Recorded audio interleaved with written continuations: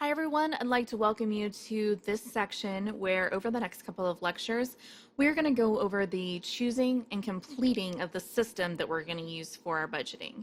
In this particular situation, we're using a budgeting spreadsheet, which I have actually provided for you. It's in the resources section of this lecture. Now, if you struggle finding the resources section, it is in the upper right-hand corner of the lecture viewer that you're watching. There's a button that says resources. Click on that and it will drop down and show you all of the resources I've included with this lecture. Just click on that file and you should be able to download it and use it at your leisure. So we're going to basically, like I said, over the next few lectures, cover the actual completion process of the spreadsheet. In this particular lecture, we are going to basically cover the basic layout of this monthly budget spreadsheet. Now your spreadsheet looks a little bit something like this. It has 3 tabs at the top and it's got a summary sheet on the front. Now the monthly budget summary is the first tab and it has 4 different parts to it. The first part is a budget versus actual. So it has a dollar amount that you have listed per category for the budget, and it's got the actual, so what your transactions for the month have added up to and what the difference is. So if there is any difference, it could be positive or negative. The next portion of this actual page is the budget percentages. Now it has a recommended column and an actual column. Same situation. We've recommended a certain percentage per category, and then you have your actual. So what you actually spent, what the percentage is of your total income equal to on here. This is really good to be able to identify if there's any areas maybe you could improve upon, or if you're over budget. Okay, well, I've got 16% versus 15% in this category. Maybe I can change that. We have 2 other sections at the bottom that are a little bit more of a visual aid for you. We have budget versus actual. So this is a percentage variation on, okay, your gray is your recommended, your red is your actual. So your gray is what you do not want to be above. So there's only a couple in here that your red is higher than the gray for that category. So this gives you a good visual representation of what your percentages shows. And this is a pie chart breakdown of your actual percentages. So this is where the biggest portion of your money is going to. In this particular situation, it's your home and your insurance, which is probably pretty normal for most households. But this gives you a good idea of like, okay, I'm spending a lot on food, or I'm spending a lot on savings, whatever it happens to be. Now, let's move on to the next tab, which is your monthly budget. So this is where the bulk of your actual budget is going to be, inputted. It is found in the second tab under budget.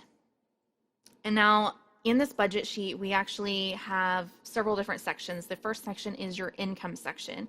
This breaks it down for you pretty easy. You've got your whose income it is. You have the category, which in this situation is always income. It has the due date, so the date you expect to have that income come in. And then it has 2 columns. It has a debit column and a credit column. Your debit is something that's costing you. Your credit is something that you are earning. So obviously income is something you're earning. And then your total column is however much you're making for that entire month. Now our next section is our bills section. So this is where you're listing all of the bills. Now you would put your actual bill companies in that first column. The second column is your categories again, and you can drop that down to whatever the category is for that particular company. Could be utilities, your home, your insurance, all of that. The due date is the next column, so the date that it is due or it is being withdrawn from your account, that is the date there, and then the dollar amount. And this is in the debit column, if you remember from the previous slide. The debit column is something that's costing you. Obviously, bills cost you. In this particular section for bills, it looks like we, in our total column, have equaled about $3,159 a month for all of our bills. Now, our next section is our debt section. Now, this could have nothing in it or it could have a lot in it. It's totally up to you and your household and, your lifestyle. It's basically filled out the exact same way. You've got the company that you owe, the category it's under, and I usually break down credit cards versus another type of debt. Could be a home, could be, I usually don't put like your home in here as a mortgage payment. This would be something that is not an asset to you. So you're not putting your car payment in here. That would be under bills. Your home payment is under bills. Those are assets to you. This is something that, you don't have a tangible thing for. So your credit card debt, your student loan debt, and then the day of the month that it's due and the cost, the cost for each one of those things goes in that debit column. And looks like we're equating about $700. And then we have our other expenses section. Now this is the more flexible section. This is where you've got your variable expenses. So this could be your food, your gas, your savings, any tithing or charity, your personal budget, whatever it is that you want to put in here that you want to make sure you have money allotted for. Now this is where you're going to be able to make most of your changes, but we will talk about that in the next couple of lectures. But again, you've got what category it is and how much you're basically wanting to budget for. So this is in your debit column because it would cost you to use these things. And it looks like we're totaling about $4,100 for that. And then the bottom section is your total section. You have your total income, and that subtracts your total expenses, which is your bills, your debt, and your other expenses sections all lumped into one. And then it has a remainder. This is how much you have left over of your income, basically after your expenses are taken out.